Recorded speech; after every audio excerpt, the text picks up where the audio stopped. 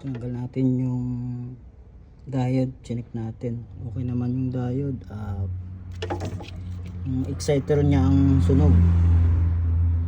Kaya yung ating EBR laging nasusunog. So nagpalit na tayo ng bagong EBR. Pero yung tinatapon yung power ay ano lang, mga 90 to 80 volts. Kahit sagad na yung voltage regulator saka RPM nya.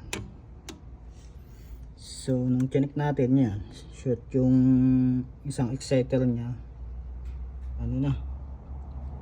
short na isang winding. So tinanggal natin para ipa-rewind. Kasi ito chinik ko, okay naman siya. Okay naman to. Yan, buuin lang muna natin to para nakikabit ko na yung exciter mamaya.